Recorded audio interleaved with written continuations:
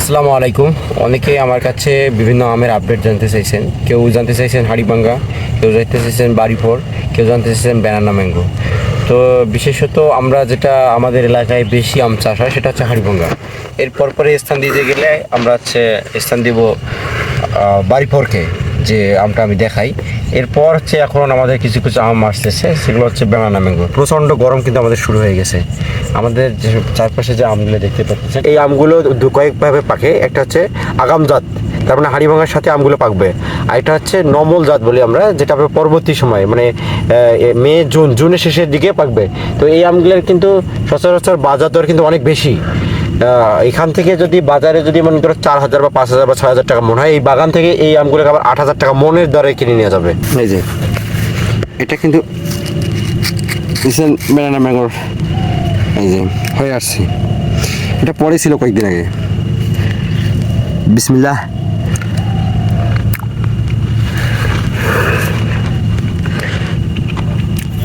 হ্যাঁ, স্বাদ চলে আসছে।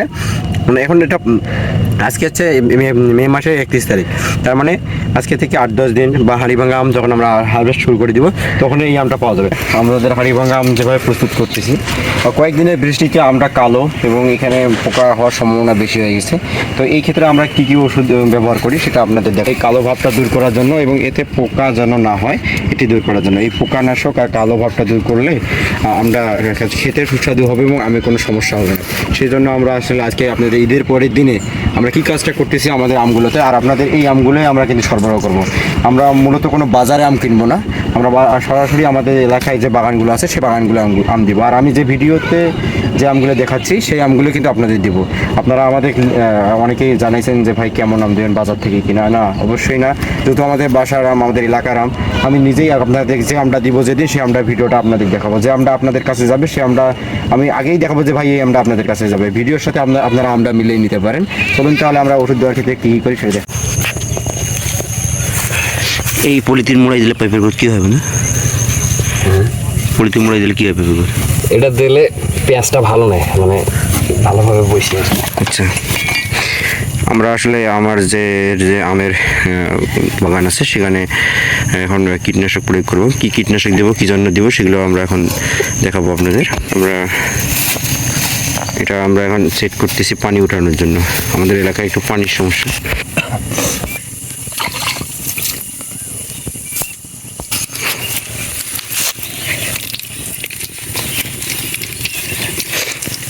কি কাদা বন্ধু, এগুলো কুমার মাটি। অন্যান্য এলাকায় আসলে এটা টিউব দিয়ে বেঁধে দেওয়া হয়, আমাদের এলাকায় বিশেষ করে মাটি দিয়ে দেওয়া হয়। আমাদের টিউবওয়েলের গোড়ায় কাদা লাগা শেষ। আমাদের এদিকে কাদা ব্যবহার করে, মাটির কাদা ব্যবহার করে, আমাদের এদিকে লাল মাটি, এগুলো দিয়ে আমাদের এদিকে এই মাটির বিশেষত্ব বলি, আমাদের এদিকে এগুলো দিয়ে মাটির হাঁড়ি তৈরি করে। আমাদের এলাকায় কুমারপাড়া নাম। এই কুমারপাড়া নামের বিশেষ কারণ হচ্ছে এই হাঁড়ি, এই লাল মাটি বা এটি দিয়ে হাঁড়ি হয়, সুন্দর মাটির হাঁড়ি, এই জন্যই কুমারপাড়া নামকরণ করা হয়। এখানে কুমার ছিল অনেক। আমাদের দাদারা যখন এখানে আসলে আমার দাদা যখন বেঁচে ছিল, বা আমাদের দাদারা যখন বেঁচে ছিল, তারা এখানে দেখছে আসলে, তারা হাঁড়ি বই পাতিল বানা তৈরি করে দিচ্ছে। আমরা এখন পানি উঠাবো। আমাদের এলাকায় যেভাবে পানি উঠাই দেখেন, এই পানি দিয়ে আমরা স্প্রে করবো অবশ্য।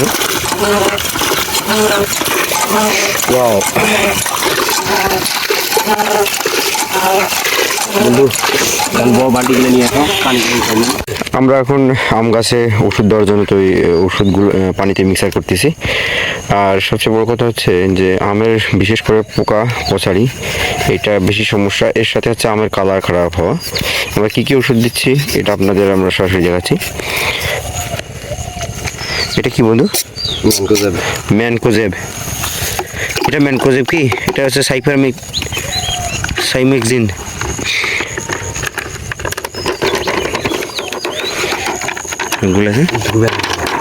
এটা সবার শেষে ধর। এটা হচ্ছে সাইমোক্সানিল 8% এবং ম্যানকোজেব প্রবাহমান এবং স্পর্শ ছত্রাকনাশক। এরপর হচ্ছে কার্বন ডিজে, আমরা এটাও দেখাচ্ছি। ওয়াও সাদা। আমরা সচরাচর যে ওষুধগুলা আগে দিয়েছিলাম সেই ওষুধগুলাই পোকা পচাড়ির জন্য, ছত্রাকনাশকের জন্য, এই যে কার্বেন্ডাজিম পাউডার যেটা ছত্রাকনাশক, এটাও ম্যানকোজেব ছত্রাকনাশক।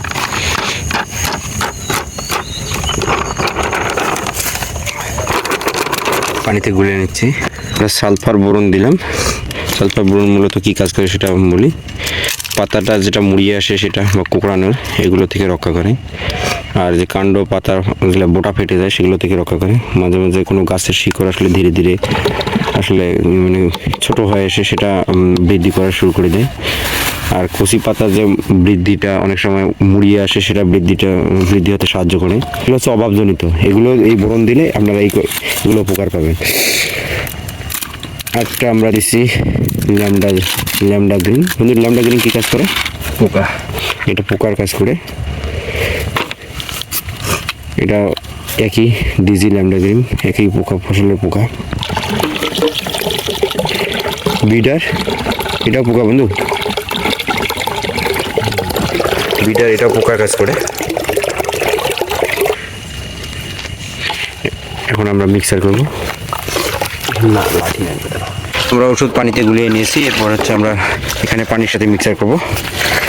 আমরা এখানে 50 লিটার পানিতে দিচ্ছি, 2 মগ দিয়ে দিছি। আমরা এই ওষুধগুলো আবার গাছে এখন স্প্রে করব পোকার জন্য। আমরা পুরোপুরি তৈরি হচ্ছে। আমের কিন্তু এই কাজটাই মেন। আমের হচ্ছে পাউডার আনা, আবার পোকা ছত্রাকনাশক এগুলো হচ্ছে নিয়ন্ত্রণ করা। আমাদের এদিক দুইভাবে স্প্রে করে, একটা মেশিন চালিতভাবে, একটা পা চালিতভাবে। পানির সাথে ওষুধটা মিক্সার করতেছে ভালো করে।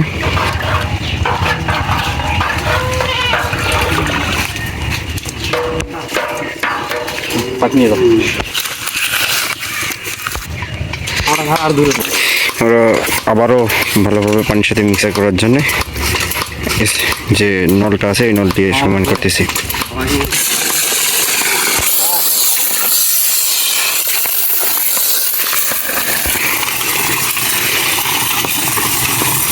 আমরা এখন ওষুধ দেওয়া শুরু করবো।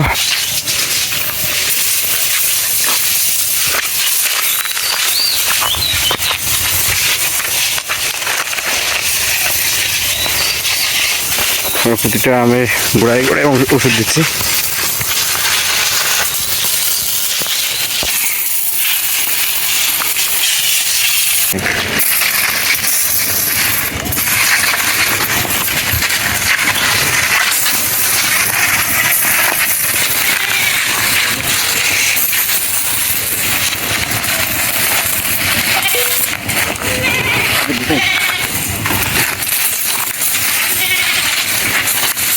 এইভাবে আসলে আমরা মূলত আমাদের পুরো বাগানে স্প্রে করি, এবং পুরো বাগান আমাদের স্প্রে করা শেষ সকাল 8টার দিকে আসছে, এখন বাজে 12টা।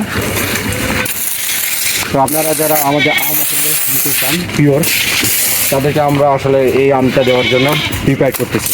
আমরা নিজেই গাছ থেকে আম দিব, যে যা দিচ্ছেন তাই দিব, এখানে কোনো ফরমালিন বা কার্বাইড দিয়ে পাকানো। তবে আপনাদের কাছে একটা অনুরোধ, আপনারা কার্বাইডযুক্ত আম খাবেন না। আমাদের এখন যে হাড়িভাঙা লেভেল হচ্ছে এগুলো অনুরোধ আপনারা খাবেন না। পাকতেছে কিন্তু যেটা একবার নমলা, কিন্তু সে হাড়িভাঙা পাকা আমি কোনো স্বাদ নেই। আমি খাইছি, আমি বুঝছি, আর আপনি আপনাদের ভিডিও আপলোড করে দিয়েছি, আপনি সেখানে দেখতে পারেন।